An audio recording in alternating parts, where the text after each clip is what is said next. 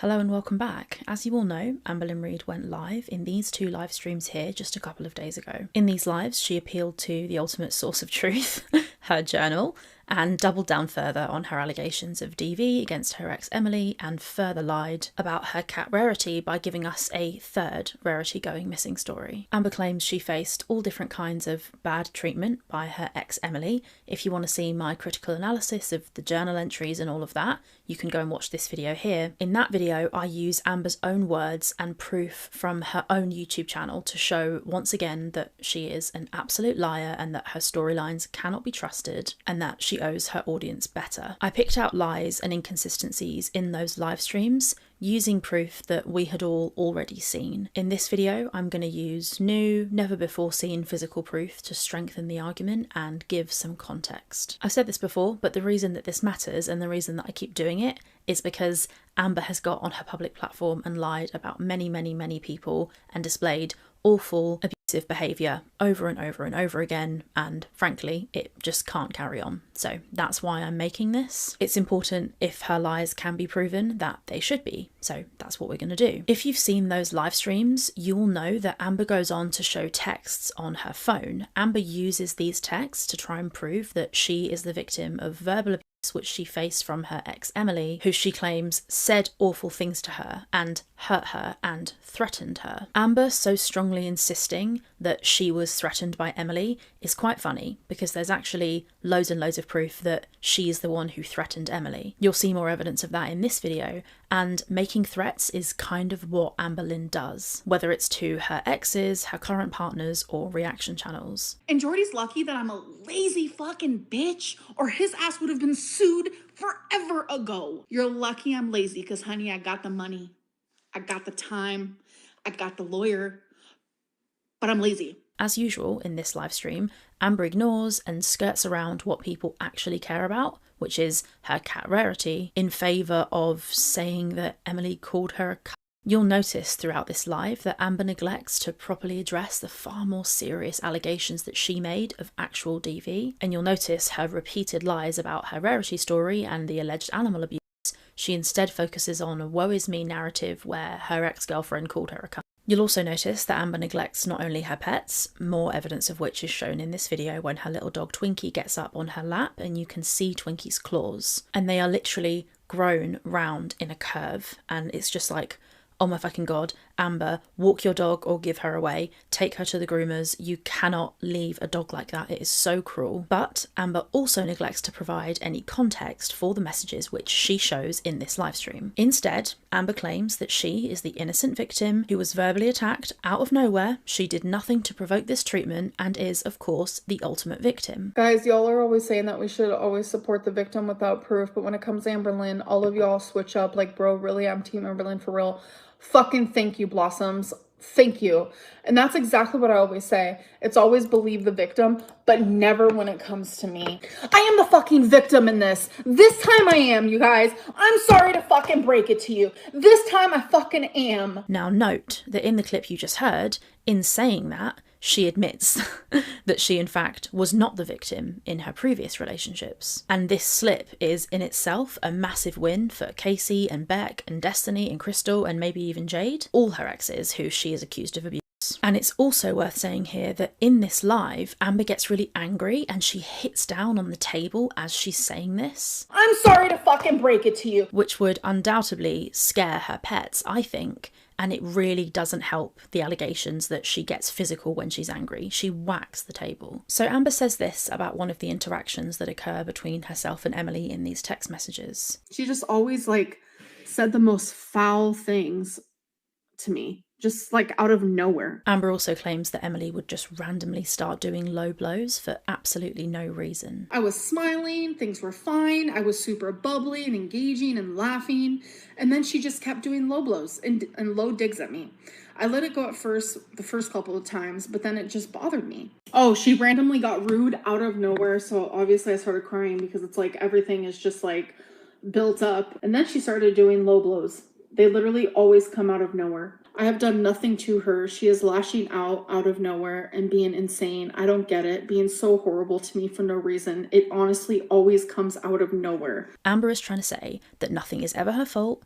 Everybody else is lying, everybody else is not thinking or believing a false narrative or trying to hurt her or just enjoy her pain and make her lonely. She was called names, so whatever she did, of course, was completely not relevant. I think it's pretty evident now that I have been speaking to Emily again, and I have some very interesting things to show you in this video. It's important to state here, this video is not intended as a defense of Emily's character. This video is to show proof that Amberlynn has been telling lies about Emily on her public platform. In this video, I'm going to show you over 60 screenshots, which not only give the context which Amberlynn so conspicuously left out in her live stream, but this video will also serve as proof to Amber that no matter how many people she threatens with legal action, no matter how angry Amber gets, she cannot publicly lie about people, monetize that content, and then get away with it. The first thing I'm going to show you is this voice note from Emily. I was sent this way back when Emily and I first spoke. I asked Emily many questions. She described it as me putting my boot to her neck. But whilst I was doing this, one of the main things I wanted to know was about rarity. That's what I was really interested in. And if you've seen this video that I made, in that video, I talk about how I had this theory that Emily couldn't have been the one to leave the back door open because Amber would have followed her out of the house, right? Those of you who've been keeping up with my takes on this situation will know that I was absolutely certain that Amber had followed Emily out of the house. And it turned out when I asked Emily, according to her, that was absolutely true. We've heard Amber's side of the story in her words, so we're going to hear Emily's as well. And because Amber thinks that it's fine for her to share her story to her 200,000 subscribers, but anybody else who shares their side of the story needs to be sued, and she's on a full litigious Lynn B's, although I highly doubt she would ever actually act on that. Here is my legal disclaimer. The following is a statement from Emily, shared with permission, reflecting her first-hand experience of events surrounding the incident. These statements are her own account, shared to clarify misinformation. No claims are being made about anyone's guilt, wrongdoing, or intent. I've left in all of the ums and pauses just so that you get the full idea of what Emily has to say. There is one small cut where Emily says something private about her job, so I've cut that little bit out so you might hear a little jump. The rest of it remains as is. Also, before Emily sent me this voice note, it's actually 2 voice notes, I sent her a voice note asking her how the whole thing went down because I said Amber's version of events didn't seem to line up, so I just wanted Emily to explain from her point of view what happened, and this is what Emily sent me. She was standing in the doorway of my room, and I was trying to get out of my room to go get some space because she wouldn't leave me alone. She was yelling at me, screaming at me, and I asked her to move like 50 times, wouldn't do it. So I tried pushing past her, and she pushed back and lost her balance and fell on top of me. And I do have a dog bed in my room, but that's not where we were standing. I have my laundry pile.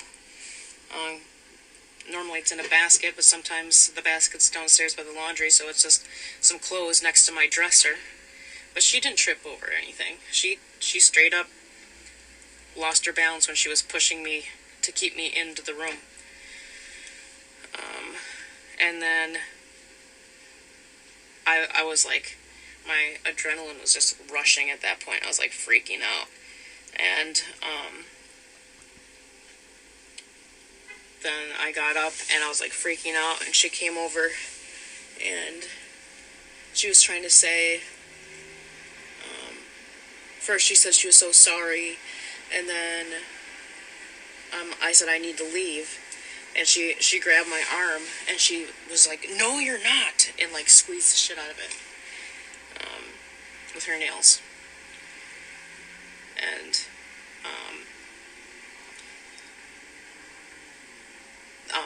and right before she squeezed the shit on my arms, like she had pushed me to the ground, I got up and I was like sobbing, because that's like a huge trigger for me with what happened with Megan, is like being contained and not being able to leave.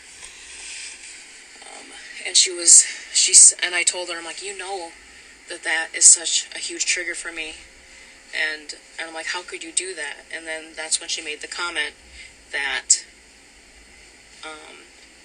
she can see why Megan did what she did, because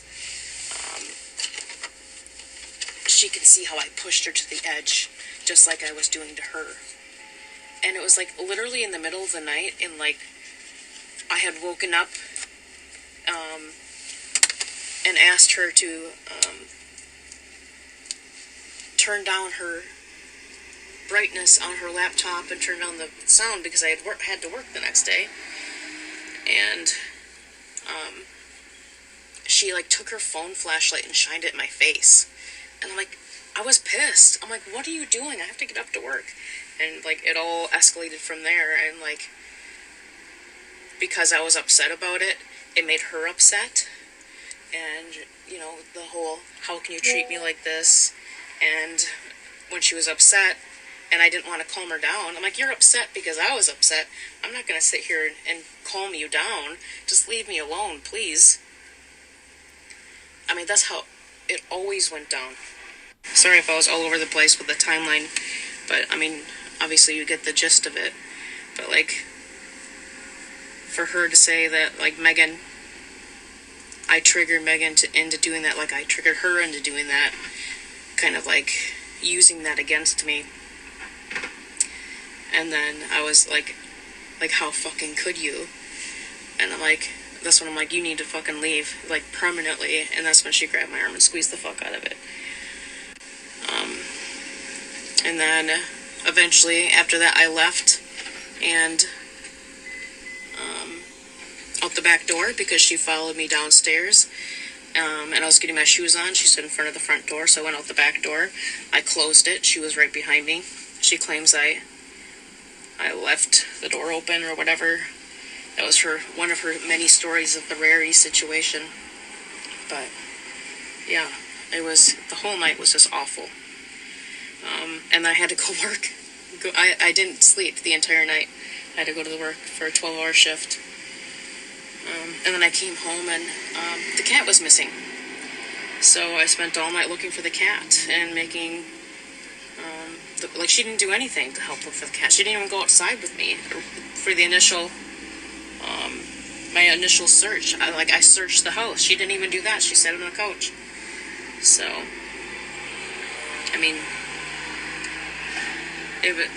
when she says how awful I was to her, it was always when she would do things like get mad at me for being, going outside and smoking, and she asked to come with, and I would say, no, I want some alone time. She did not like that. Or she would say, you've been out there for 17 minutes now, what are you doing? And I would get upset about it, and that would make her upset. I'm like, you need to give me space. And she just wouldn't. And I'm like, I can't handle this anymore, Amberlynn. I'm going to go crazy. I'm like, I'm exhausted. I'm burnt out. I need some time to myself after working when it's a shift that so busy that I don't even get to have a break more than 3 minutes to pee. And then when I would get upset about that, she would get upset and then expect me to calm her down. And it was always, I didn't care about her feelings. I was stonewalling her. I was cold, insensitive. I don't care about her. I don't love her. I'm the worst girlfriend. How can I treat her like this? And that was like a daily thing, to the point where it was getting to be like multiple times a day where she would get mad at me. Then it was getting to the point where like she had no periods of time where she wasn't mad at me.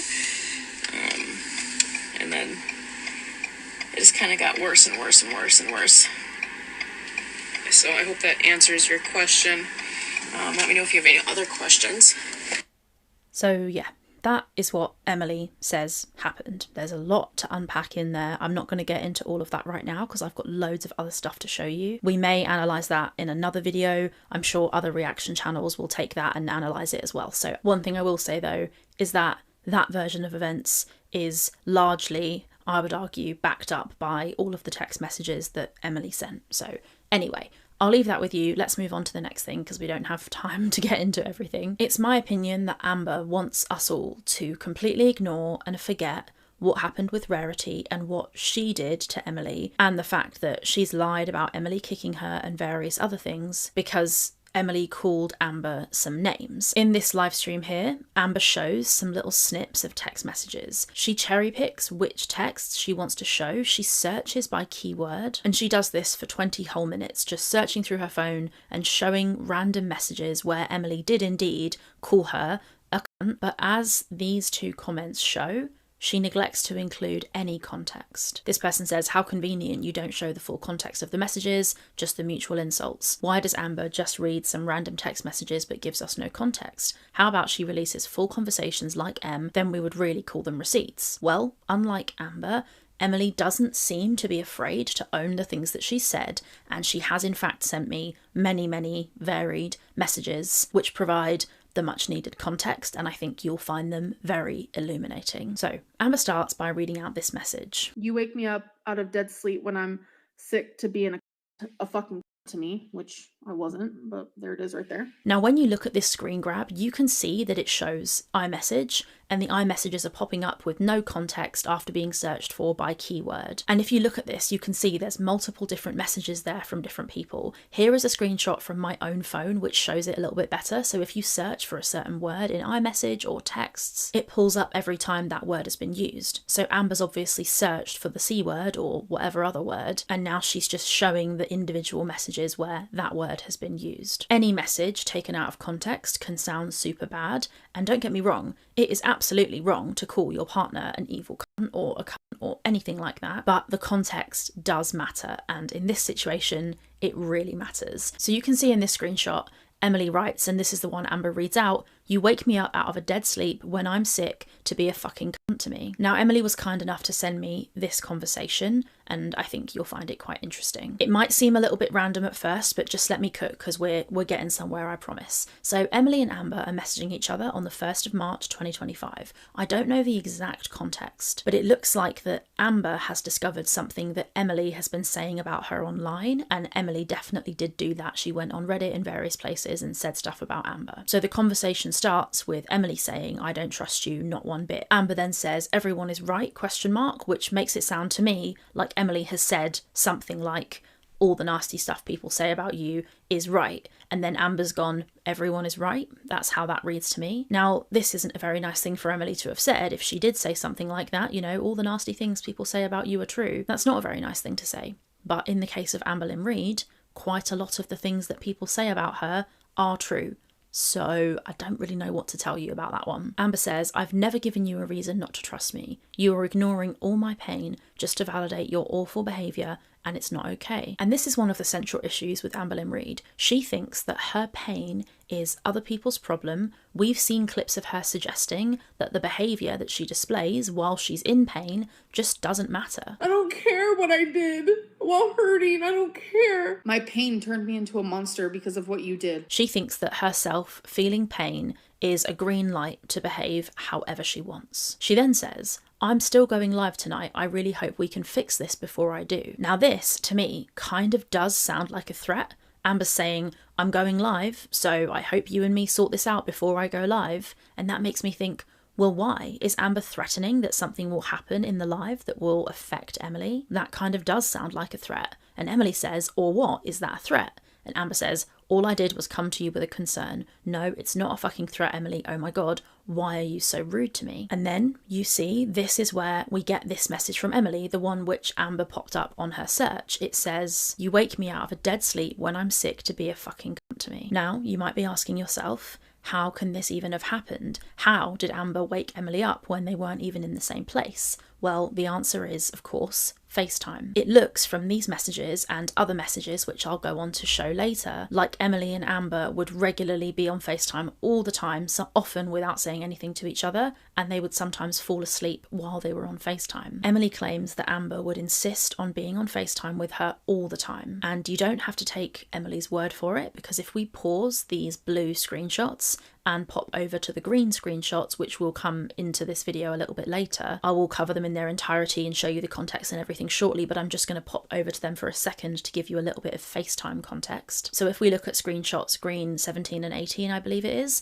which are from June 2025, so after the blue screenshots, after the May argument, you can see that it looks like Amber did insist on being on FaceTime all the time. These won't make a huge amount of sense at first, but we'll get there.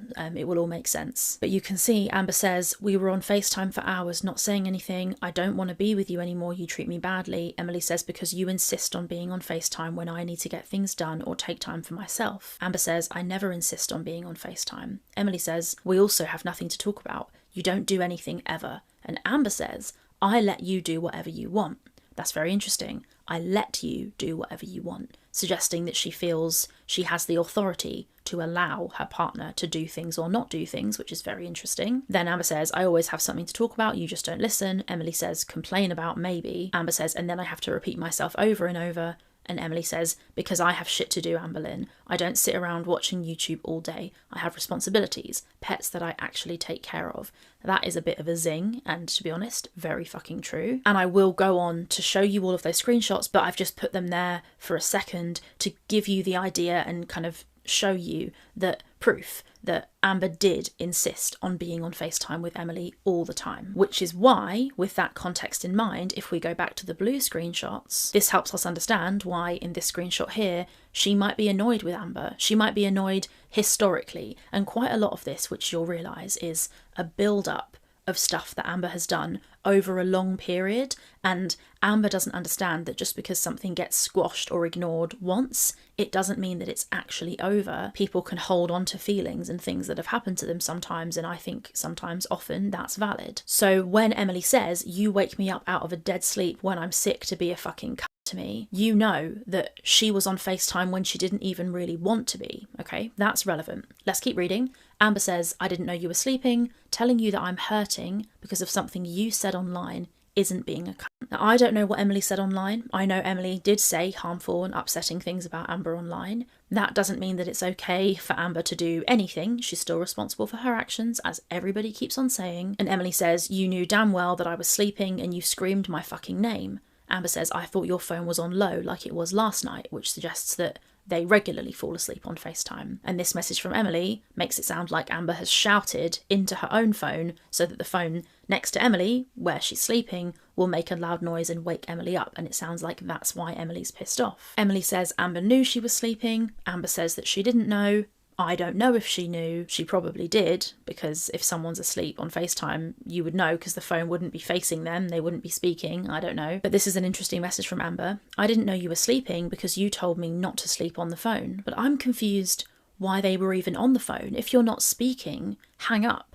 I mean, I understand people sometimes just cohabit on, on FaceTime and sit their person there to hang out with, sure. But it's very clear, and it becomes clearer later in other screenshots, that Emily doesn't want to be on FaceTime all the time. And you can see in the screenshots I slipped in, the green ones, that Emily says she's got stuff to do all day. She can't just sit around watching YouTube. And it sounds to me like she holds some serious resentment towards Amber, that she's constantly got to have her girlfriend on her fucking FaceTime. So I thought this was quite interesting. Amber may or may not have known that Emily was sleeping. I have no idea if she knew, if she didn't know, but what I can see is that it looks like Amber has yelled down the phone to wake Emily up. Emily is annoyed, and I think that that's fair. The fact that this is even possible, I think, is bullshit. Nobody should be forced to have somebody on FaceTime when they don't want to. And Amber has actually corroborated in one of her recent lives that she and Emily would be on FaceTime all the time. And she says something like, "Oh, at least now I don't have to be on FaceTime all the time." I felt good because we didn't have to constantly be on FaceTime. But it's clear from these messages, and messages which we'll get to in the future, that Amber is the one who insists on the two of them being on FaceTime, which makes fucking sense if we're honest, doesn't it? Now, the fact that Amber has shouted down the phone to wake Emily up because she's annoyed at her for saying something about her online is out of order. I also think that calling your partner a fucking cunt is out of order. I don't personally justify calling your partner a cunt in any situation. However, we'll go on to see, and you guys already know, because you know what kind of house guest Amber is, Emily was probably at her limit of putting up with Amber's shit. So I can kind of understand why she might have been annoyed with her, and I think you probably all can as well. And I don't know what Amber said. I don't know how she said it. It's possible she was really polite and kind and gently spoken. She may have said, "Oh, Emily dear, like, can I just run this thing by you?" But I doubt it. We know Amber's a shouter. She gets loud. She said it herself. I will say that I'm a yeller. I won't say anything like that, but I yell. Whatever point that I need to make, I go up like 5 octaves, if that makes sense. That's my downfall, I will say. I get loud. She would stonewall me so hard, which then would trigger me even harder, and I would flip 100%. Like I said, I go up octaves. I get loud. I cry a lot, and it's just how it would go. And we know that she thinks her feelings are everybody else's problem, and we know about all of the abuse that she dishes out when she thinks that people don't care about how she feels, and she thinks that what she does when she's in pain doesn't matter. That clip that I just played, which you've seen a few times, really puts this message into perspective. If Amber has screamed at Emily down the phone to wake her up while she was asleep, then that does make Amber a little bit of a cunt, I'm not gonna lie. Anyway, Emily then has this final line. She says, "I should have never unblocked you when you had that fake health scare, when you had COVID and you were perfectly fucking fine." Now that message is very interesting. It confirms two things for us. It confirms that Emily thinks that whole COVID arc, I don't know if you guys remember that, there was a COVID arc on Amber's channel. It shows that theory that we've all had, that Amber has fake health scares to try and get her partners back or to get attention, it sounds like Emily thinks that too, which is very interesting. And it shows that they had broken up and Emily did have her blocked at one point,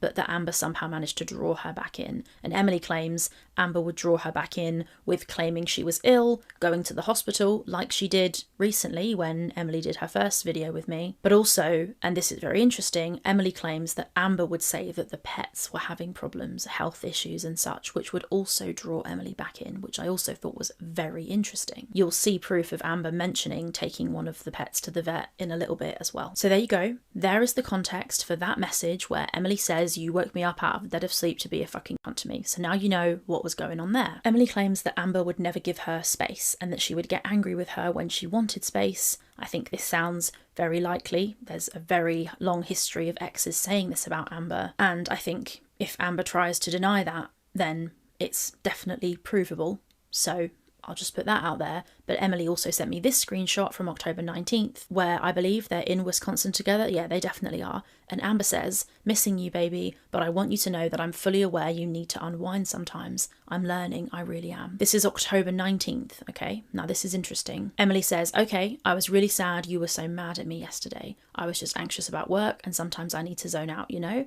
Amber says, "I understand, baby, I'm sorry." So that's Amber apologising to Emily. Amber keeps saying in all her lives that she's forced to say sorry when she doesn't mean it. But it sounds to me like that is something she should say sorry for. You should not be making your partner feel like they cannot have any downtime, and that is definitely what Amber did to Emily. Amber claims she's learning. She definitely didn't learn. She carried on doing this to Emily the whole time she was in Wisconsin. And just like Emily says in the voice note that I've shown, and this is proof of it, this screenshot, Amber did not leave Emily alone. She wanted all of her time, all the time. There's also more proof of that coming in this video, but this just gives you an idea of the kind of shit that Emily was putting up with while she was with Amber. And people say, "Oh, they're as bad as each other." I don't think that is true. I really don't. I've seen a lot of messages, I've seen a lot of stuff, and I haven't seen Emily do really anything to Amber apart from not fucking accept her bullshit, which Amber has then twisted to try and make it sound like it's Emily being abusive when it doesn't seem like it is. It seems like it's Emily saying, "No, you can't fucking treat me like that," which is something that other exes didn't do to Amber, so she just got away with it. And like we all know, whenever Amber gets called out, she claims abuse and bad treatment. She said that Zachary Michael verbally abused her. So I have received a lot of mixed feelings, and if you guys thought that I was not going to see the clip of someone actually like verbally abusing me, then y'all thought wrong.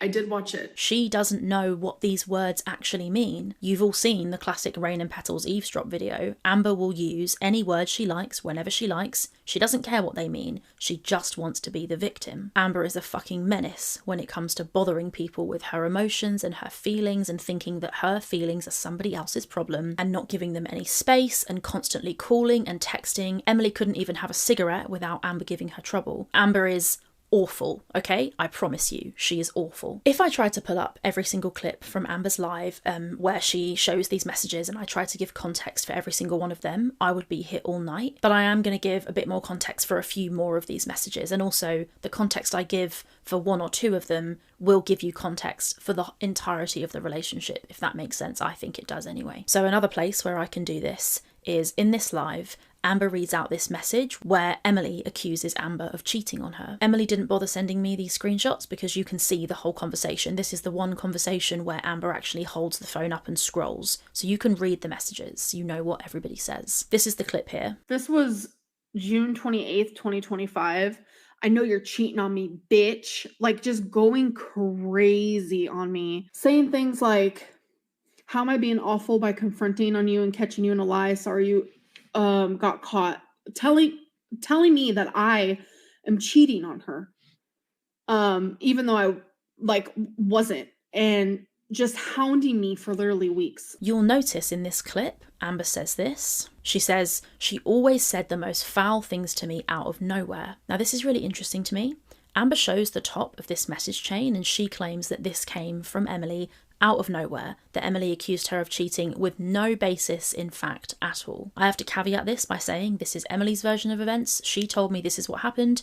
I think it could be true. I don't know. I'm not telling you it's a fact. I'm just giving you someone's side of the story. So Emily claims that she was suspicious and she was speaking with Danielle, who is somebody that Amber used to speak to, or well, she currently still speaks to as far as I understand it. Amber says that she spoke to Danielle and she found out that Amber had still been flirting with Danielle in the DMs. Apparently she blocked her on Facebook, which you can see in the screenshots that Amber shows, but the two had been flirting on Instagram. Amber had been sending Danielle voice notes. So according to Emily, she discovered this, and this is why she said what she said to Amber. It was not out of the blue at all. And I'll be honest, when I saw this message, you're cheating on me, bitch, it really raised my hackles. I was watching Amber's live and I was like, oh God, that is not good at all. I know that accusing your partner of cheating can be a massive part of abusing them. So whenever I hear someone accuse their partner of cheating, I'm a bit like, oh God, it's a tactic which can be used by manipulators. But according to Emily, she claims that she had cause for saying this. She claims that she saw proof that Amber was flirting with another person in her DMs. I don't know for 100% fact, because I haven't seen proof,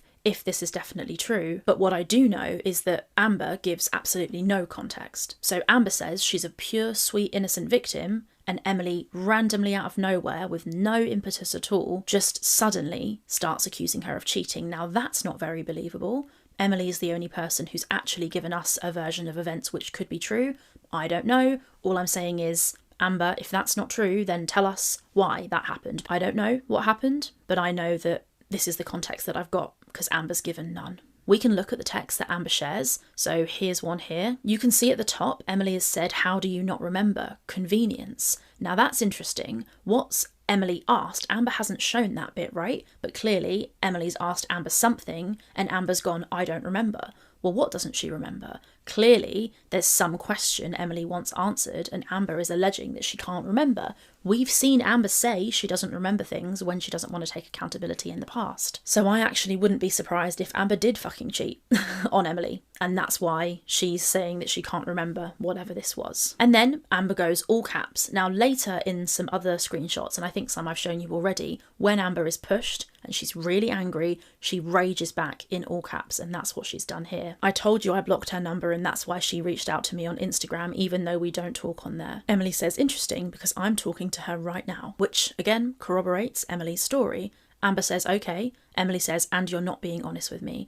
Amber says, yes, I am. Wow, you're going to believe Danielle over me. Ha ha ha ha ha, dude, I'm done. Then Emily says, I just caught you lying with proof. And according to Emily, Danielle sent her proof. So it's not sounding like Emily is the crazy one. It's sounding like she's seen something and Amber is gaslighting her and saying that it doesn't exist. Emily says, I'm sure you're sick of being busted. Sorry it's upsetting to you, ? Which is really funny because that is the perfect example of what Amber has done this whole time. She gets busted, she can't stand being accused of what she's done, and she gets angry and rages. Amber does, for once, show sufficient proof of the actual conversation here, and gives a little bit more detail on the fact that she was accused of cheating. But when we delve in a little bit deeper, it sounds like there's more going on there than Amber admits to, and I just think that's interesting. By Amber's own definition, messaging another person is cheating. And you'll see, again, I keep saying this, but we'll get into it, Amber does say that messaging another person is harmful and upsetting to her in future messages, which you're going to see. So Amber considers texting cheating, and we know that she was extremely insecure about Emily cheating on her, more proof of which you'll see in a minute. Just going to have to trust me for now. So Emily says that by Amber's own standards,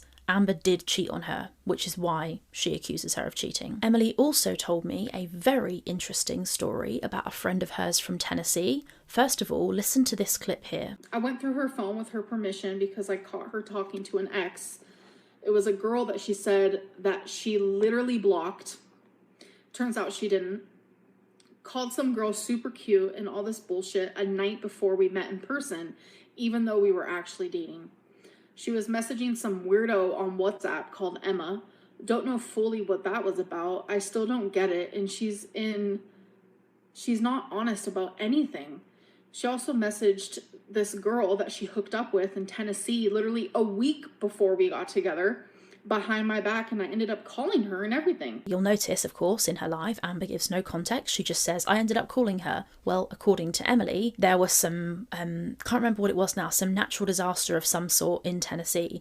And so Emily texted this friend and was like, hope you're okay, hope your family are okay. The two of them had slept together in the past, so they had a history of having a relationship. Apparently, Amber saw this in Emily's phone, got really, really angry and called Emily's Tennessee friend and threatened her and said, do not ever speak to Emily again, and then blocked her on Emily's phone. This is hearsay, but it's kind of not, actually, because Amber said she spoke to her as well. So Emily's just providing the context of that conversation. I just thought I'd tell you that, but also notice as well, the Tennessee friend story in this video comes directly after the kicking thing. So everyone was laughing at Amber in the chat and saying, what the hell, it's been 10 minutes, why can't you talk about the kick? Amber gives that one little sentence where she describes the kick, and then she immediately thereafter starts talking about the Tennessee friend. Now, I think that this attempt to accuse Emily of cheating was a deflection to distract from the kick and the fact that it had been a very embarrassing 10 minutes for Amber there. So that's the cheating texts and the FaceTime sleeping texts and a little bit of the Rarity story covered, but it ain't over yet. Let's get now into some of these longer screenshot threads. Now, these help a lot to give context and clear up more instances of Amber calling Emily an evil cunt. I mean, Emily calling Amber an evil cunt. Again, I'm not excusing verbal abuse. If you're dating somebody who calls you a cunt, it's time to break up. So I've shown you a couple of screenshots earlier in these videos, the green ones, and those were to give you context about the FaceTime, but it's in this conversation in which we get the context for Emily calling Amber an evil cunt. Do not talking to me ever again, you evil cunt.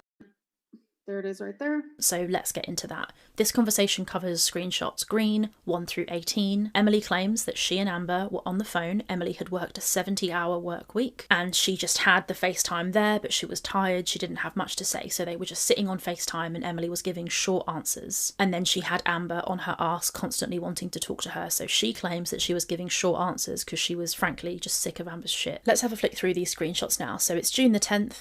It's 4:52 p.m. Emily's got back from work and she's just hung up on Amber because she's sick of Amber shouting at her and being rude to her. She claims because she wasn't saying much, she wasn't being very communicative on FaceTime. The FaceTime call, which Amber is still insisting that they are constantly on. Emily says, not dealing with your rude ass today. Amber says, I wasn't rude at all. You weren't talking to me, so I was trying to make conversation.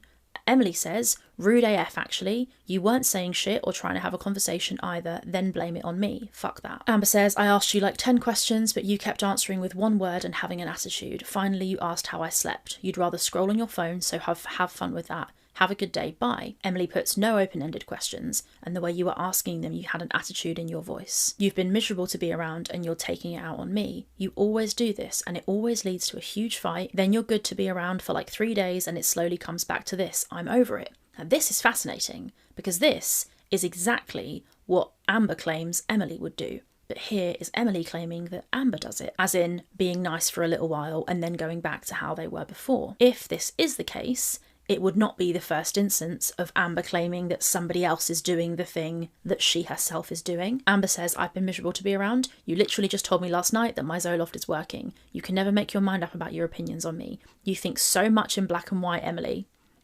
Crazy. All I was doing was laying here tired, trying to have a conversation with you, but you were being rude. I didn't do shit and I'm not going to argue with you. You always get grumpy and I have to deal with it, but I'm not dealing with it. I'm done arguing and done responding. Emily puts, on top of all the other bullshit and backlash I get for being with you, then you're shitty to me on top of that. Yeah, not going to happen. Now, these messages don't sound like Emily being that rude to Amber. What it sounds like to me is somebody who is sick of this person's shit. That's how that reads to me. And I understand being short, being snappy with somebody who constantly wants you on FaceTime. Like, can you imagine you get home from work and this person just wants you on FaceTime?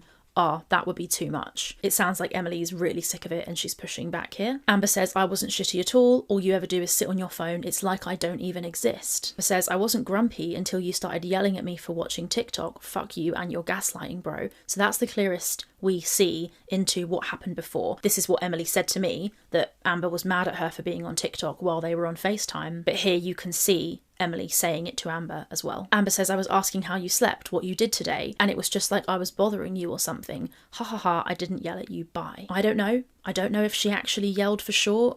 Emily says she did. I don't know. Then Emily says, how are you not embarrassed that you treat people this way? Amber doesn't respond to that. Interesting. She says, bye, Emily. Says the person that ruins every relationship they're in by being selfish. Amber says, asking you questions to try and spark a conversation is selfish. Emily says, no, they're yelling at me for being on TikTok because I was just waking up. Don't gaslight. Now, I don't know who is for sure gaslighting who, but what I do know is in the other messages I've seen, Amber is the one with the arm marks. Amber is the one who gaslights Emily. So it's difficult for me to not look at these messages and think, somebody's gaslighting somebody.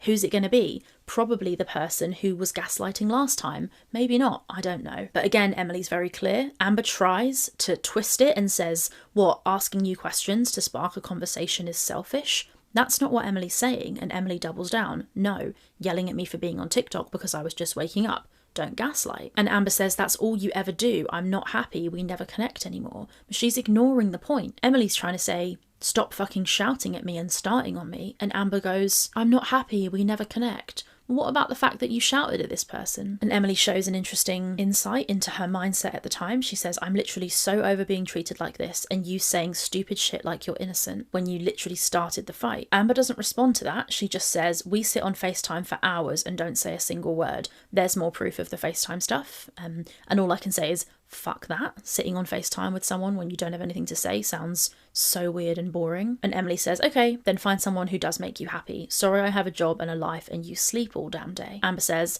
I wanted to buy that couple cars game so we can connect, but nope, you won't even do that with me. You having a job and my sleeping schedule has nothing to do with how we spend our time on FaceTime. Except that it kind of does, because if Emily's really tired and she's just worked a full shift and she's shattered and doesn't want to sit on FaceTime and try and pull up a conversation with you, you should respect that. People need their own time, but Amber doesn't know how to respect other people's privacy and time and space. She thinks that somebody wanting alone time is an insult to her. She thinks she is owed her partner's time. Insert the clip here of her saying she was controlling with Beck's time. I'm not perfect. Beck wasn't perfect. Like, I was super controlling of their time, of like their energy. I always wanted them near me. Like, always. Like, it was crazy. I'm able to admit that, and I'm sorry for that, and that's wrong. And how long ago was that? And here she is doing it again. Do we think she's learned her lesson? I think the fuck not. Amber's just playing the victim. You give your energy to everyone but me. We don't do dates. You won't even spend a penny on me. Nothing. Now this is where it takes a big turn.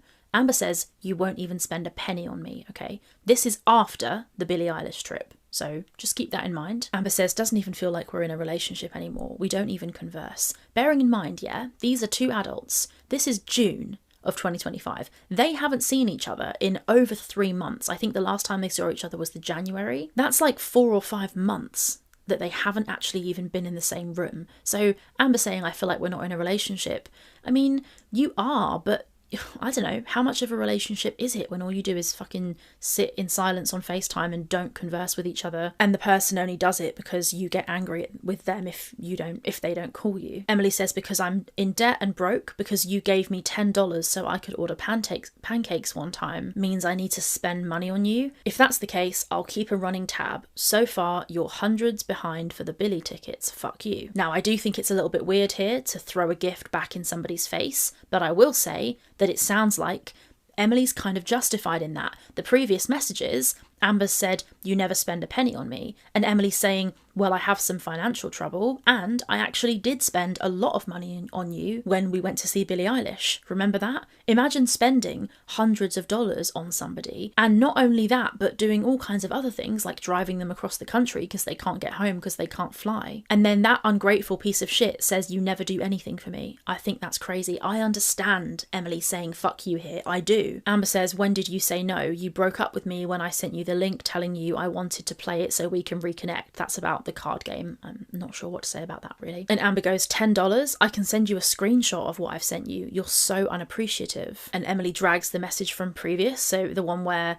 Amber says it doesn't even feel like we're in a relationship anymore, we don't converse. Emily drags that message and says, I literally worked 70 hours this week and now you're treating me like shit because of it. And Amber says, you spend money all the time. Stop gaslighting me. Emily says, if your ass didn't have a fucked up sleeping schedule, there would be less of a problem. And then Amber says, I'm treating you like this because you hung up on me yet again, all because I was trying to have a conversation with you. Now that, I think, is some grade A fucking gaslighting, because if you actually look at that message as a whole, Amber admits that she's treating Emily badly. She says, I'm treating you like this because of what you did. But the thing that Emily did was hang up on Amber. If you don't want to talk to somebody, you're allowed to hang up on them. It's a little bit rude. You could ask to end the conversation. That's more polite. Although I imagine she probably said bye. I don't know if she just randomly hung up on her. But it's clear that Amber is like a middle schooler and she thinks that being hung up on or being called a name is the worst thing anybody could ever do to her. Apart from kicking her, of course, which she lies about easily. And then Amber says, because I was just trying to have a conversation with you. But Emily makes it very clear the problem isn't that she was trying to have a conversation with her, the problem was that she shouted at her down the phone. And Amber's very offended, of course, and she says, this has nothing to do with my sleep schedule. And Emily says, that's not gaslighting, and yes, I spend money to live. Emily never said she doesn't spend money, she just says she doesn't have money for bullshit. And then Emily says, you spend hundreds of dollars on Lego and bingo and stupid ugly crappy dolls, and you're gonna lecture me on buying scratcher tickets. Heaven forbid I do something for myself for once. Fuck you. It's kind of nice seeing Amber speak to somebody who doesn't just bow down and let her do whatever the fuck she wants. And people are saying they're as bad as each other and the abuse was both ways. This doesn't read like that. This reads like somebody is pushing back to Amber and won't let her carry out her bullshit, and Amber is then crying abuse. But I don't think that's what this is. And then Amber says, difference is I spend money on you, and then she sends screenshots of Venmo. Now this is super interesting. If you look at these screenshots of the Venmo, if you zoom in, you can see that on Mother's Day, Amber sent Emily $100. So look at these Venmos, they're very, very interesting. There's a few things to pick up on here. So the first thing is Amber is saying, look how much money I've spent on you. If you add it up, it's $160 or something. However, if you look closely, 100 of that was sent for Mother's Day. And if you look again, you can see Emily sent that money back. So 100 goes out and Emily sends 100 back. Emily claims, and this is what she told me, that she sent Amber that money back because she knew that Amber was going to hold it over her head. And she says the reason she knew this was because on Mother's Day, Amber sent Emily this $100, and then Amber got angry with Emily because Emily didn't send her any money back, claiming that it was Mother's Day for Amber as well because she was a pet parent, and therefore Emily should have given Amber money too. And when Amber said this, Emily got really annoyed and was like, if you give me a gift, give it freely or don't give it at all. So she sent her the $100 back, which you can see in the screenshots. So these Venmos, which look like $160, are actually only $65 because 100 of it was a gift, which Amber was a dick about and Emily gave back. And if that is not a metaphor for what it's like to deal with Amberlynn Reid, I don't know what is. Amber says that was just in May. Emily says your sleeping schedule can be changed. You choose to sleep those hours. My job, however, cannot. Sorry, my job is more important than being on FaceTime. Sounds fair to me.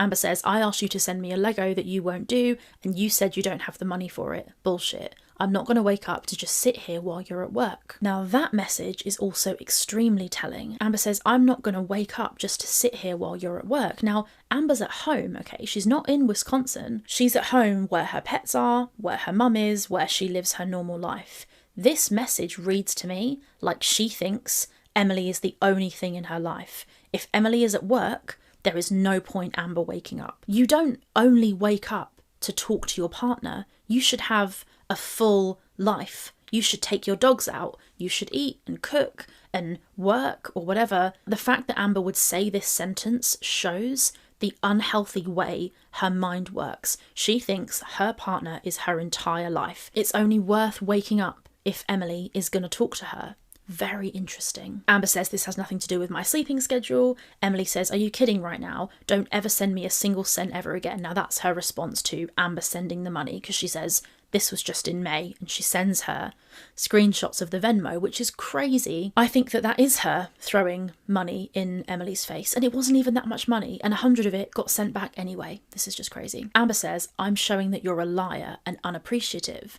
Emily says, a liar? Are you fucking kidding me? Go to hell. I don't think that Amber has shown Emily's a liar. Technically, yes, because Emily says that Amber only gave her $10 for the pancakes and it was actually $35. So I suppose if that makes Emily a liar, then okay. And then Emily says, and this is why this is relevant, because this is the message that Amber cherry-picked to read out on her live. Emily says, do not talk to me ever again, you evil cunt. So that is the context of why Emily said that. That's the conversation that got to this point. It was Amber being a dick about being on FaceTime and then being a dick about money and throwing money in Emily's face, etc. That's why Emily says that. Now, you shouldn't call your partner an evil cunt. I wouldn't ever call my partner an evil cunt, but I can see why Emily may have been pushed to be this angry with Amber. The way she behaves is insufferable. Amber says, you said I sent you $10, I'm proving I didn't. Emily says, I'm going to reaction channels then. Now that's a little bit of a threat. That is a threat, and that was in June. So not that far after this, she did go to Mr. Snowflake, and that is a threat. So it's true that Emily did threaten Amber. At some point, Amber threatened Emily with ruining her entire life. But they're both threatening each other. We can't hide from that, it's true. Amber says, okay. Emily says, you're calling me a liar. You are beyond a shitty person, the fakest bitch I've ever met. Amber says, you just lied. Emily says, no, I didn't. Technically, she did lie in a sense, because she said that it was $10 for the pancakes. Amber proved that it was $35. She's clearly lowballed what she said because she wants to make her point, which is that you've sent me basically no money. Why are you being a dick about it? Amber says, I called you a liar after you said fuck you over and over. Then you call me an evil cunt and a fake bitch. Like, are you joking me? Emily hasn't said fuck you over and over. She said it once, and that's because Amber threw her finances back in her face. Emily says, you are. Amber says, you'll never change. Emily says, literally and genuinely the fakest person I know. Amber says, what makes me fake?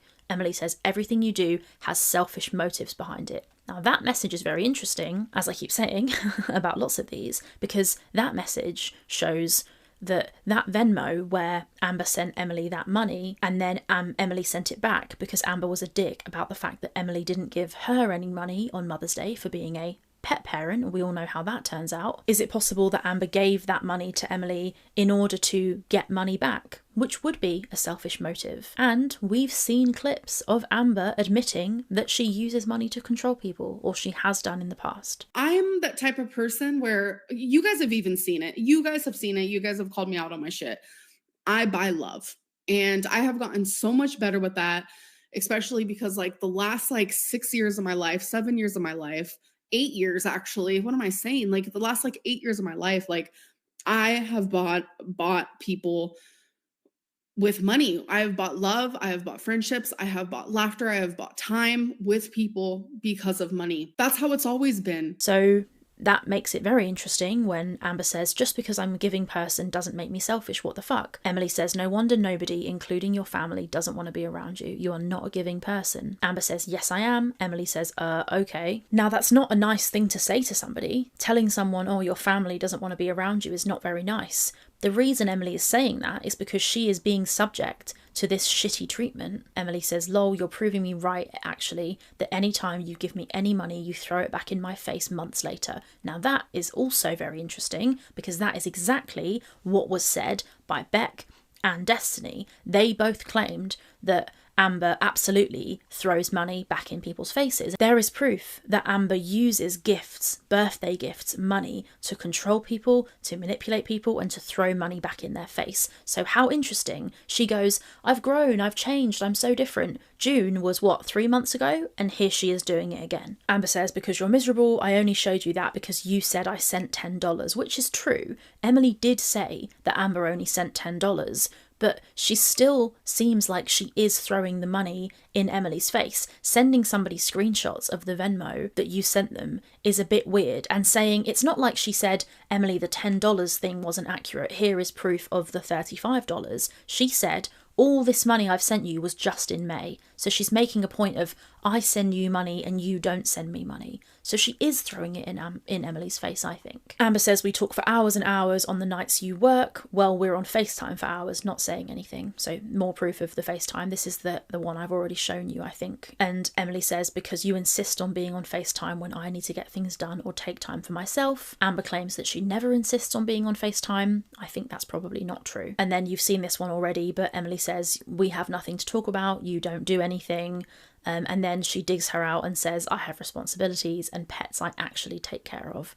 So yeah, that is the whole conversation and all of the context, according to Emily, and with lots of proof as to why Emily called Amber an evil cunt. So Amber wouldn't give the context. That's the context for you. The sense I get here is that Emily was absolutely sick of Amber's shit, and Amber wants us all to think that she is the innocent victim who did nothing wrong, but we can see, when we look at the whole context of these conversations, that Amber is awful. And you look at Emily calling Amber a cunt, it's kind of the only thing she's done in the whole conversation. And I have to ask myself, this whole Amber and Emily were toxic for each other and were just as bad as each other, I don't know if that's true, because I don't see a lot of that. And when I ask Emily and I say to her, what about this? What about that? Can you send me proof of this? She's got no trouble doing it. She sends it. So that tells you a lot, I think. But like I keep saying as well, these accusations from Amber are just of words. And it's just accusations of Emily using words against Amber, which Amber doesn't like. But when you dig a little bit deeper and look into the context, it seems like it's Amber who was being a jerk the whole time. Weird that, because that's exactly what she did with every other ex-partner. And this is not the only case where this can be seen. We also have another example. So the next thing we're going to look at here is this portion of Amber's live where Amber is reading from the journal, and she reads this section which was allegedly written on December the 9th at 7:40 p.m. Oh God, December 9th. This is very surface level, but I would never have remembered this if it wasn't for this journal entry. So December 9th, I'm back home, 7:40 p.m. Everything was fine. She texted me this morning and called me, flirted with me, was nice. Things were fine. But then she took a 3-hour nap, woke up to Jordy finding an old video of her, and she then attacked me like crazy. Broke up with me, everything was awful. Telling me to fuck off, telling me the most awful things I've ever heard out of nowhere. So you heard in that clip Amber claim that Emily went for her completely out of nowhere and that this Geordie situation was nothing to do with Amber and totally not her fault. So let's get into those screenshots now. So it's December 9th and it's the beginning of the day, 6:51 a.m.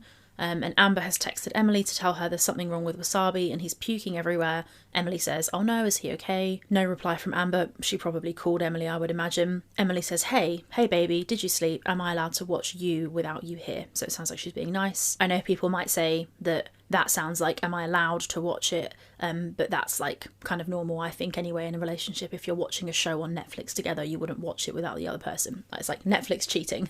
But then Amber puts this long message. I won't read the whole thing, but she just says that her bed is broken, basically, and that she's woken up in pain, super swollen, and that Wasabi's not doing very well. She's moaning about that. And then Emily says, how many times has he puked? How can a mattress bake, baby? I think you're just not used to your bed. Why are you swollen again? We can watch you if you want. I just ordered Arby's. Also, you see that message prior where Amber says to Emily that she thought they were going to watch you together on FaceTime. So there's more evidence of the FaceTime stuff, but that's, whatever. Then Amber says, 2 times from what I saw, but maybe more. That's the number of times Wasabi's been sick. I meant the bed frame thing might have broke because the mattress is like in it. It's hard to explain. I'm swollen because I've been eating a load of sodium and I've also been up walking more than what I did at your house. How did you sleep? So this is the day, by the way, this is really important, I forgot to say, this is the 9th of December. This is the day after Emily took Amber home. So Emily drove the whole way home, then she flew back, got home on the 8th, and this is the morning of the following day. Emily's really tired. She's just done this huge favour for Amber. So you can understand Emily might be feeling a bit sensitive, possibly. She's just done loads of travelling. And that's obviously why Amber's also talking about the bed, which is interesting because this might have been her first night sleeping in that bed again. That's why she mentions, I'm walking more here than I did at your house. And then Emily says, I didn't even know you had a bed frame. Interesting. Mattress on floor confirmed? Question mark. Amber says it might be a box spring. I don't know what she's talking about. Anyway, Emily says she slept okay, not great. Amber says, this is interesting, okay? Not that you need me to tell you that it's interesting. Amber says, I had a nightmare that you were hiding in the oven, texting other girls. What the fuck, LMAO. Emily says, how have you been walking more? The oven? What the fuck, babe, lol. Now, it's my theory that Amber didn't have this dream, and she said this because she wanted to start a conversation with Emily about the potential of Emily cheating. I think that Amber wanted Emily to be like, I would never do that, and stroke her ego or something. And then Amber says, because I have to do things around my apartment, take Twinkie out, go get Ubers, go smoke. Smoking confirmed again in June. Interesting. Go get packages, etc. Now, it's funny to me because when she was at Emily's house, didn't she have to let the dogs out? Emily claims that she never fucking did. So weird to me that all of a sudden she takes Twinkie out, but whatever. And then Emily says, maybe you have subconscious thoughts about wanting to put me in an oven, lol. And Amber replies, no, I'm worried about cheating and stuff. The oven is wild though, lol. And Emily says, you need to trust me. Now, I think that this is where this conversation takes a turn. So Amber claims in her video, the live that I showed, that she did absolutely nothing wrong and Emily just randomly turned on her, okay? But this is what actually happened. So Amber is making a comment that she's concerned about Emily cheating on her. And Emily says, in a way that I think is fair, you need to trust me. It's not fair. I'm always being accused of the worst when I'm not doing anything. Amber says, when's your food going to be there? Emily says, now. Amber says, you can watch the show without me. I don't feel like getting up and turning on my TV. I don't even think I'm signed into Netflix. So we know that Emily's food is about to come. Emily says, okay, ... Then Amber says, I'm calling. Why aren't you answering? And Emily says, I was getting my food. Now this here doesn't look like a lot, okay? Those little messages, I'm calling. Why aren't you answering? I was getting my food. Could be nothing, seems like nothing. But when you take into account the fact that Emily has done everything for Amber that she's done that day, or that, those few days, taken her home, flown back, paid for the whole thing, more on that later. And yes, that was me edging you on the financial stuff. But it's like more proof that despite Emily doing all of this for Amber, Amber just feels that she is entitled to every second of Emily's time. And you'll see more of that in a little bit in this thread. There's a lot of things in this thread that I said that would come through, and this is where they come through. The fact that Amber says, why aren't you answering? It's just weird to me. You aren't owed an answer, If someone is busy or doing something, I don't know, it's just weird to me. And Emily says, I was getting my food, which is fucking fine, right? You don't have to answer the phone the second the person calls. Then you see a message, I love you so much, I hate seeing you not feel good, please get some rest. And then Amber says, just was checking in because I saw you read my message, wasn't sure if you were awake or not, let me know how you're feeling when you wake up. Emily says, I'm half awake, but I don't think I'm getting up. Now, I don't know the dynamic. Seeing somebody read your message and wondering if they haven't replied, that might be normal for some people's relationships. I don't know. I personally could not stand this level of managing my time. I'm fiercely independent and I would be like, fucking leave me alone. I'll call you when I want to speak to you. But that's just me. And then you see Amber say, are you going to sleep more? Emily says, yes. Amber says, okay, baby, I love you. Emily says, love you too. And then Amber says, you seem apathetic towards me. And Emily says, apathetic? Apathetic does a lot of work for the community by cutting down those bloody live streams. And I really think that this is, again, where it turns. So Amber's already had a little dig at Emily, saying she's worried about her cheating. Now she's having another dig. Emily's sending relatively short messages and having a sleep. Why is Amber suddenly claiming that she's being apathetic to her? She's shattered. She's travelled to Oklahoma and back for you. It's just weird. Amber shows her insecurity. Yes, like showing no feeling or interest in what I'm saying. I'm sorry if I'm bothering you. Emily says, I've been sleeping. I don't feel good. If someone's asleep, they can't text you back. That's not apathetic. They're just shattered. And then Emily says, and this is very telling, I've been feeling like you're fishing for another reason to be mad at me. Now that is interesting, and I agree. It seems like in these messages, Amber is almost pushing at Emily, saying, oh, I'm worried you're going to cheat on me. You seem apathetic. Emily's just tired. But Amber is so deeply insecure, she cannot allow for anything other than constant stroking of her ego, constantly telling her that everything's fine. And Emily says here that she's not been feeling good. And then suddenly Amber says, I'm not me either. I'm not feeling good. I wanted you to know. And then Amber says, I don't want to be mad at you. I just don't feel good at all. I feel like something is wrong inside of me. And then she tries to make out that it's something physical that's wrong with her. That's weird to me. How you feel, if you feel ill or not ill, doesn't have any bearing on how you speak to your partner. Amber says, with one of my organs or intestines. Emily says, you're fine. Give it time. If it doesn't get better, then go get it checked out. And she says, yeah, I'll do that. I just wanted to talk a little bit before I went to bingo. Emily says, I'm just waking up now. Amber says, oh, okay. Have a good nap. And then this is where it really does turn. So Emily says, why didn't you tell me Geordie dug up an old YouTube video of me? And Amber says, wait, what? Emily says, you said you were watching him last night. Another mention of Geordie there. More proof that Amber was watching Geordie in June of this year. Amber says, I didn't watch the full stream. Is it on there? I had no idea about it. I'm going to go watch it now. Now that's really important. Amber is saying here she's going to go and watch this stream from Geordie, okay? Emily says, don't. You say, why do you, maybe she means why do you always watch bad things about me, yet you fucking watch them, you live for this. So Emily here is angry with Amber because Amber was watching Geordie, and what was happening in that Geordie stream was something that Emily was uncomfortable with. I think it sounds like it was an old video of Emily's that somehow ended up in Geordie's stream. And Amber says, oh, I'm going to go and watch it. And by the way, I was watching Geordie last night. And Emily is mad. She's saying, why are you going to watch the reaction channels when you tell me not to watch them, right? So I think that's fair. She's annoyed with Amber for this double standard, that Amber watches Geordie, but she tells Emily not to watch reaction channels. And we know she got mad at Emily for watching Snowflake back when they had the big fight. And this is, oh, I said it was June. It wasn't June, it was December. My bad. Amber says, I want to see an old video of you, not because of him, but I won't watch it. And then she says, I live for what? Emily says, just like you said in the car, you don't know why they don't hate me more, considering they think I'm an actual serial killer. Watch whatever the fuck you want to. I'm not going to control your life the way you do to me. So that is where I think we really start to get into conflict. So Amber would have us all think from that diary entry that nothing happened, nothing went wrong, it wasn't anything Amber did.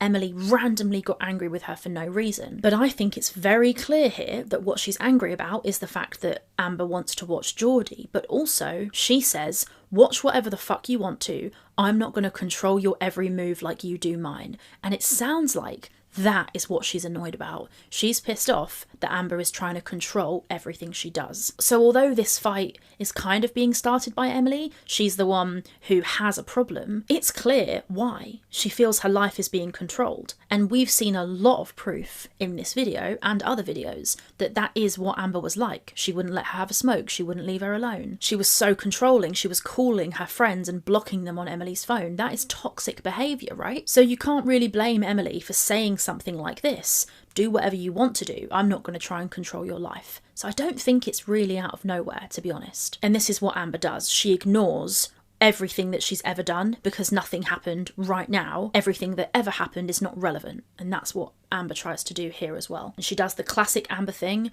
What is happening right now? You're being so rude to me for no reason, yet again, right before I see my mum.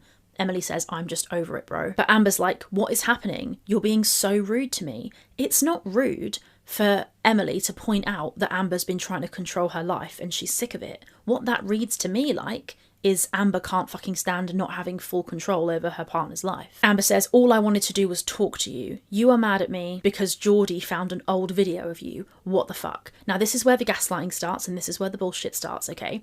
Emily isn't really angry with Amber because Geordie found an old video of her.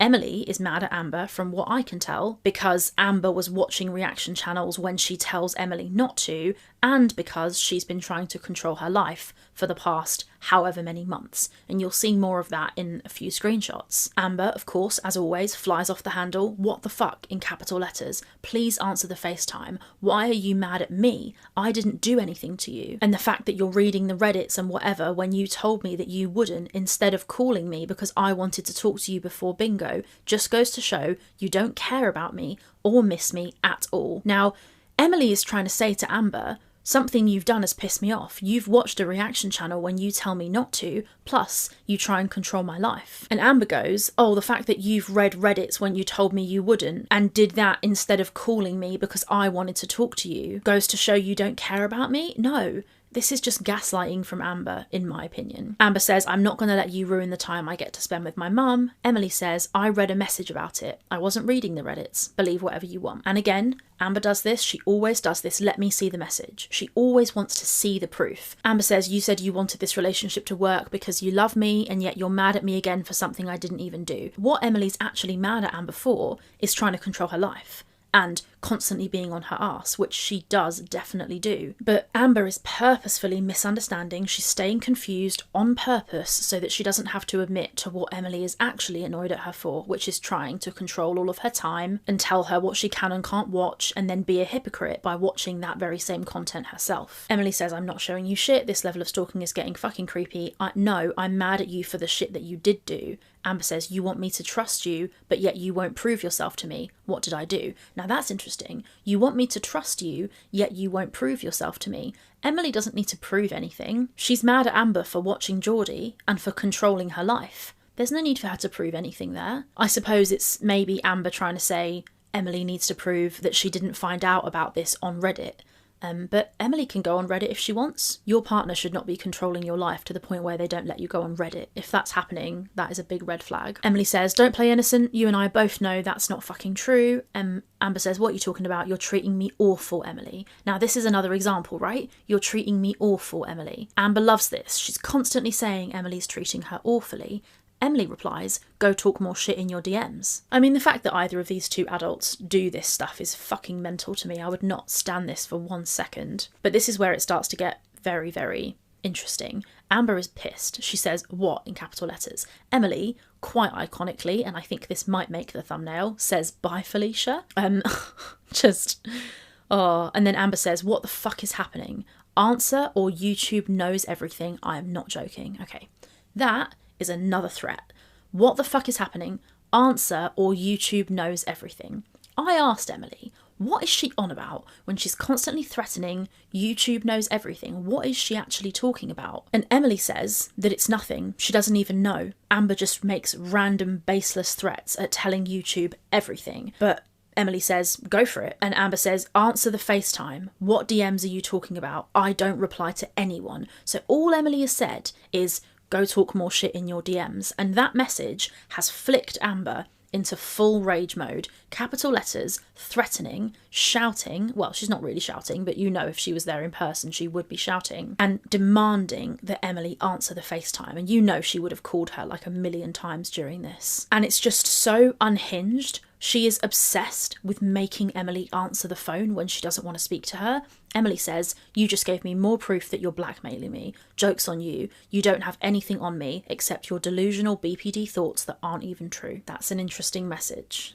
Emily's saying confidently in private messages that Amber doesn't have anything on her. And then Amber does the classic, the gaslighting. What is happening, Emily? We know what's happening. You've been talking shit in your DMs. And someone's told you, and you don't fucking like it. That's what's happening. And then Emily says, I have a hell of a lot more on you than you do on me, which is true. And then Amber says, I'm done replying to you. I'm going to let you calm down.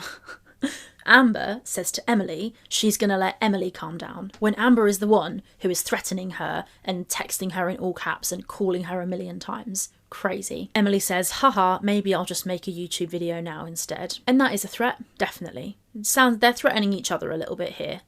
That's the same threat that Amber made. Amber said, answer the phone or YouTube knows everything. Emily is saying, I'll just make a YouTube video. Amber says, okay, I don't know what to do. I have no idea what's going on. Everything was fine. And then you find out about Geordie and go off on me. This isn't love. You told me you wanted this to work. You were so sweet all day. Emily says, no, The way you treated me this entire fucking time wasn't love. You have never loved me. You're obsessed with me. There's a difference. Amber says, so this was the plan. This shows more insecurity, more shit from Amber. So this was the plan, to break up with me once I was in Oklahoma after we had sex yesterday and you were so in love. I do love you. That is such a horrible thing to say to me. I don't know though. I think it might be true. I don't know if Amber knows what love is. I really don't think she does. But she seems to try and characterise it. I would never have let you seen my whole body if I didn't love you. I would have never travelled to Wisconsin if I didn't love you. I wouldn't have written down all of your symptoms if I didn't love you. The list can go on and on. Emily says, you would never have treated me the way you did if you loved me. Threatening to break Colleen's picture, that's lower than physically abusing me. So the threatening to break Colleen's picture happened on the night of the 17th of November. So this was a long time before. It's like 2 or 3 weeks before. So clearly whatever's pissing Emily off here is a culmination. She's saying, you would never have treated me the way you did if you loved me. She's not talking about today. She's not talking about watching Geordie. She's talking about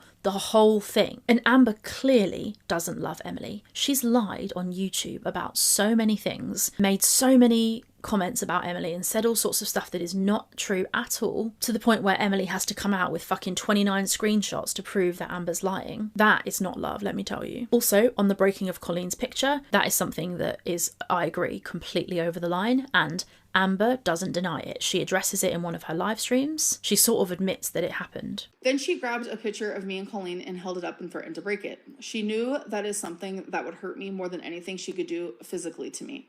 Like the lowest she could go. She let her apologize and then tried, sorry, I'm getting text messages left and right. She let her apologize and then tried begging for me back, saying that it was her BPD. At first she denied that she did any of those things, which that sucked too. I've never denied a single thing that I've actually done. I have denied the things that I have not done that you have lied about. I deny what the false shit is. And I tell the truth on what the real shit is. Now that's reality. Amber says, I can say the same to you, but we talked about this and rekindled, I thought. Was this the plan the whole time? I told you that you would go home and realise you didn't love me. I was right. And this is interesting, and this is where Amber starts going on about them rekindling. She says, I thought we fixed it. I thought it was in the past. And she's angry with Emily for bringing up her past behaviour, which she thinks that she's been forgiven for.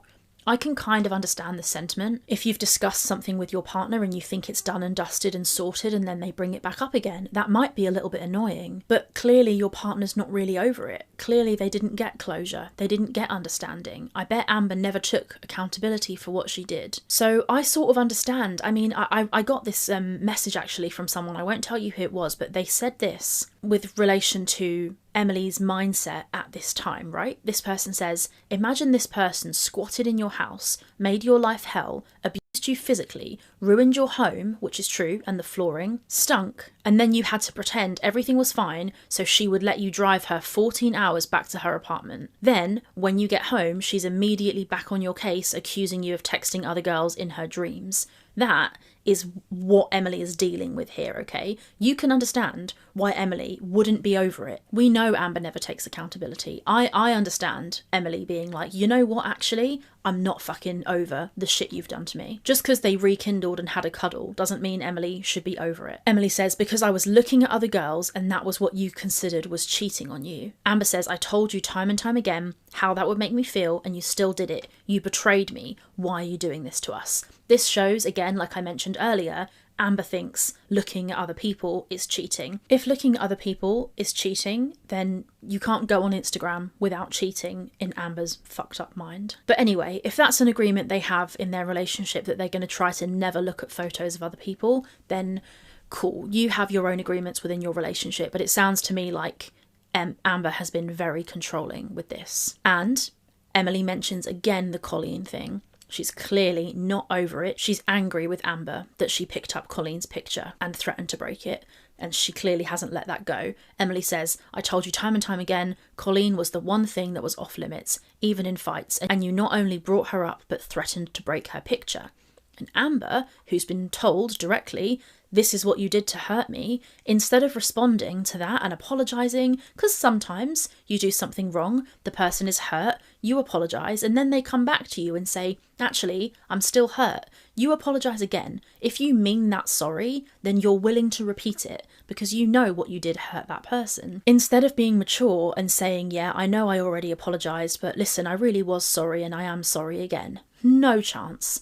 Amber goes, all caps, why are you doing this, Emily? And then says, these are things we have already talked about and I've already apologised for. But if you've apologised, just apologise again. If you were sorry then, you'd still be sorry now. Amber doesn't care about what she did. She just wants affection from Emily. Everybody else's feelings mean nothing. The only person whose feelings matter are Amberlynn Reid's feelings. And it's so clear throughout this text exchange and just generally. She only cares about herself. Emily says, why did you do what you did? You literally just threatened me again to go to YouTube and ruin my life if I don't answer the phone. And as we've seen, it's not the first time that Amber has threatened to ruin Emily's life. And then, when this all came out, she tried. She went live and accused Emily of DV. She went live and accused Emily of letting her cat out. She lied on both instances, which has been very obvious. So she's followed through with this threat. She has tried to ruin Emily's life. And I know for a fact in the past, she's threatened to call Emily's job and try and get her fired. And you can't make threats to make people answer the phone. If they don't want to talk to you, they don't bloody have to. Amber ignores that. She ignores the fact that she threatened Emily to try and manipulate her into answering the phone. And she says, my mum's going to be here in 10 minutes, can you please answer the FaceTime?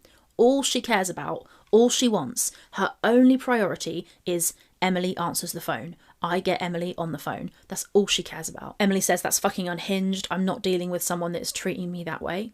Fair. Remember, this conversation is happening on the day that Emily got home after driving Amber all the way fucking back to Oklahoma. You can see why she'd be a bit bloody annoyed. Amber says, I said I was going to tell them why I'm really in Oklahoma, not anything bad about you. Now that's a very interesting message because that's not what Amber said. Amber said, call me or answer the phone or YouTube knows everything.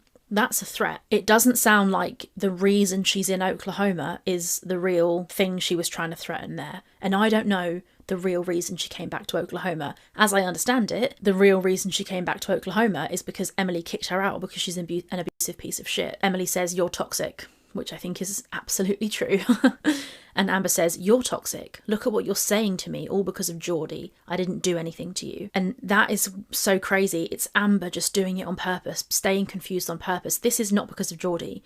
Emily's problem here is not Geordie. Emily's problem here is Amber, the way Amber has treated her. And Amber loves that she can just blame it on something else and gaslight and slip and slide and go, oh, it's not me you're annoyed at, it's Geordie. No, that's not what this is about. Emily says, no, you've said you're out to ruin my life, including calling my job, which Amber has said, and we saw her say it on the 17th. Amber ignores that fair criticism and says, we literally rekindled and everything was so good, and now you're back to attacking me out of nowhere. She's such a fucking victim. Saying Emily is attacking her out of nowhere is not a fair characterization of what is happening. Emily is expressing her anger and frustration. And then Amber says, I'm not going to do that, referring to calling Emily's job. Emily says, no, this is because you just threatened me again. Amber says, read what you said to me. Emily says, not because of Geordie. And Amber is desperate to be the victim. She says, you attacked me out of nowhere before I mentioned the YouTube video. That's not true. If we go back to the YouTube video, Emily did not attack Amber out of nowhere. In fact, Amber is the one who accused Emily of being apathetic in this screenshot. It's becoming tiring, to be honest, because Amber is just an absolute fucking scumbag. She sends all of these messages here. I'm not going to bother digging into all of them, but you can have a look through them. It's just basically Amber saying she doesn't have anyone and she only wants Emily. Clearly she doesn't have anyone because she's absolutely desperate to have Emily on the phone 24/7. And then Emily says, you'd think you would treat me better. No, if you love me like you say you do, you'd think you would treat me better. Amber says, why are you doing this now after we said we're going to start over? You told me that you're going to be better for me. Emily says, because you chose to threaten me again. Emily says, read the messages. Look how you were treating me before that. You were attacking me and freaking out of nowhere. Now, Emily wasn't attacking Amber, and I don't think she was freaking out. She was just telling Amber that she was mad at her for trying to control her life, and I think that's fucking fair. Emily says, look how you've been treating me since I've been home. Amber says, I've been making sure you were okay constantly and you calmed me down last night and everything was fine after that. We even woke up and talked on FaceTime and everything was so sweet. So Amber's trying to say, we sorted it out. You should be fine. I've already said sorry. We've already fixed it. Just forget about this. What are you annoyed for? And Emily says again, no. You've been trying to control my every move. You don't give a fuck if I'm okay or not. Amber says, I even showed you my body. Like, what is going on? What are you talking about? Amber says, I haven't tried to control anything. And Emily says, you called and bitched because I was in the driveway for 10 minutes before I called you. Amber says, I am the one who hung up the FaceTime call. I thought we already talked about this. Emily, what the fuck is going on? Emily says that your behaviour is insane. Now, it seems clear to me here that Amber can't understand that just because something got talked about once doesn't necessarily mean it's over. Somebody is allowed to get upset again about something that's already been discussed. But Amber just says, I thought we already talked about this. She so desperately wants Emily to just be like, oh, don't worry, and just drop it. Her point is, well, I've already said sorry, so you should have got over it by now, which is out of the narcissist's playbook.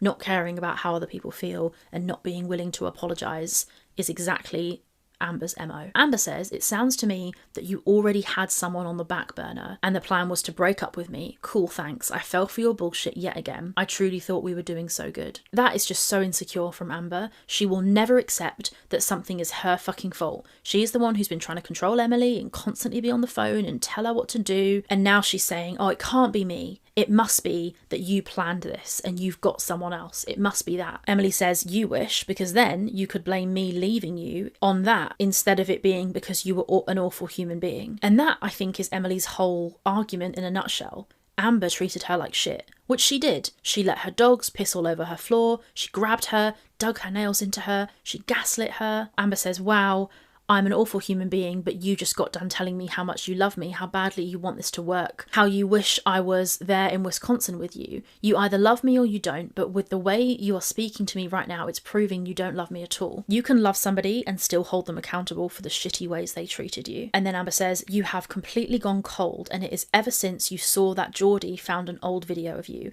Everything with me and you was fine. We forgave each other for everything, rekindled our love, had such an amazing time yesterday, and now you are back to treating me horribly out of nowhere. Now, this is what Amber said in that video, in the live. She claims this is out of nowhere. I disagree. I don't think this is out of nowhere. This is Amber not realising that her pattern of behaviour over months towards Emily has actually had a toll on Emily, and she doesn't want to put up with it. And Emily says, you were mean to me on and off all day yesterday, even before I left. Amber says, what are you talking about? We had such a fucking amazing time. I literally cannot believe you're doing this to me. This is insane behaviour. For what? You can see that Amber almost believes.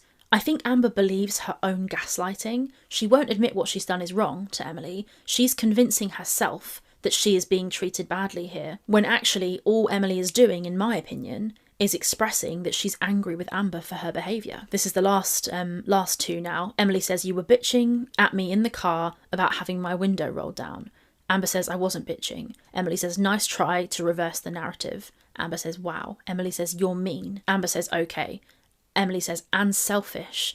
Amber says, and you aren't? You're breaking my heart right now. You really fooled me. And then Emily says, you didn't care that I drove you across the country and flew back in less than 48 hours. You cared that I didn't call you within 10 minutes of getting home. I'm not being in a relationship like that. It's not normal. For your own sake, get some therapy or you'll never be happy. Now, I think this is the last screenshot of this conversation, that chunk there shows this is what Emily is actually annoyed about. And she said it at the start. She said, you're trying to control my life. You watch Geordie and then you get mad at me if I watch Geordie. I think Geordie's going to find it very funny that he was the centre of this argument. The point is not about Geordie. The point is that Amber tries to control Emily's life. And Emily is sick of it. And that's exactly what she says right here. And then the absolute fucking truth bomb, which is, for your own sake, get some therapy or you'll never be happy, which I think is absolutely bloody true. So when Amber mentions this situation in her live stream, as she, as you've seen, she says,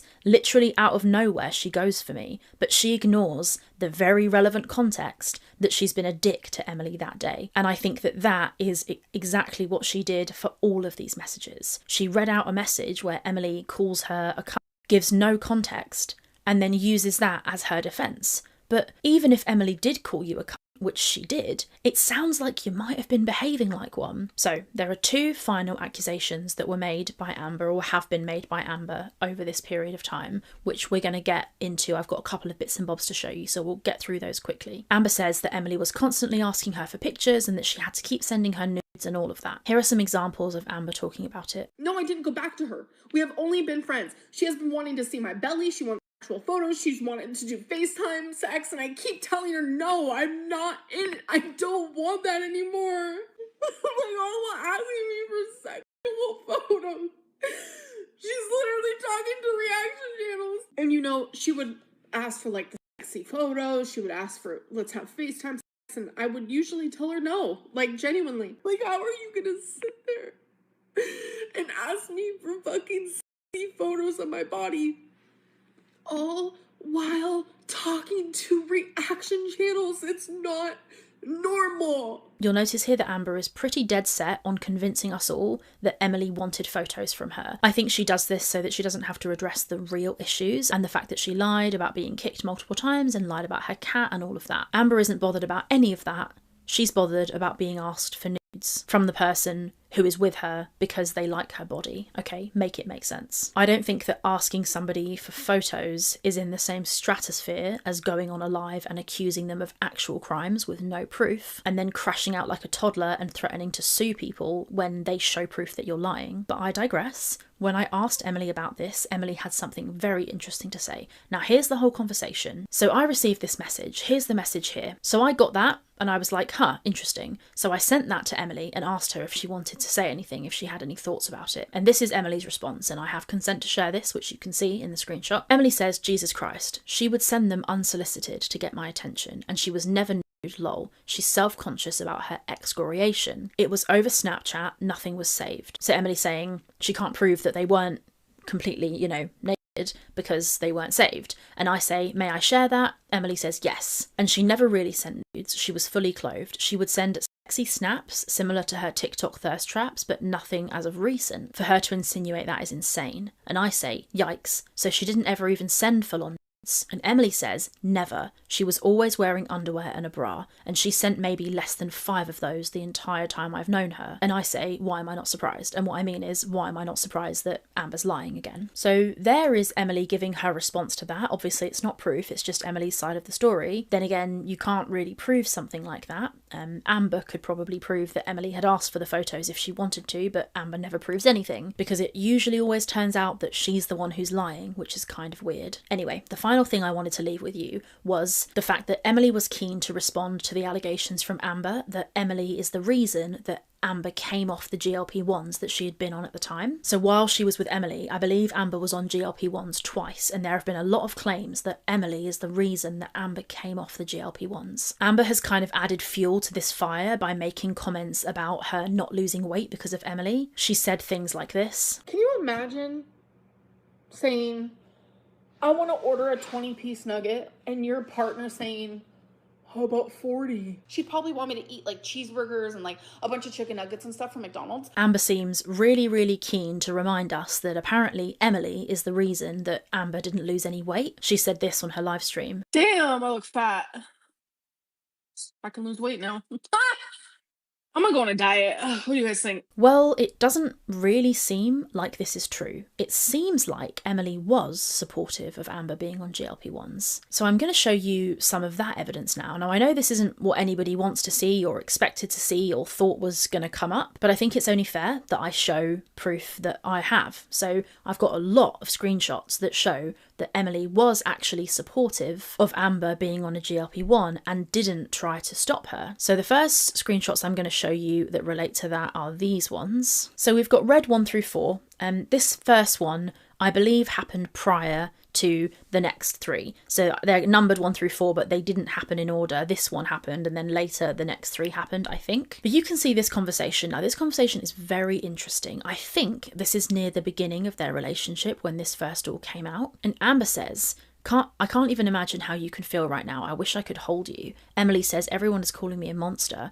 Amber says, you're the opposite of that. They don't know you. I do. Emily says, saying I'm a serial killer and that I killed Colleen and that I'll kill you. You know that if you don't lose weight now, they'll blame me. And Amber says, you didn't kill anyone. They're idiots. They say the same thing about my mum when she takes me out to a restaurant. They're dumb. And then this part, crucially, I've never been able to lose weight, babe. Let's be so for real.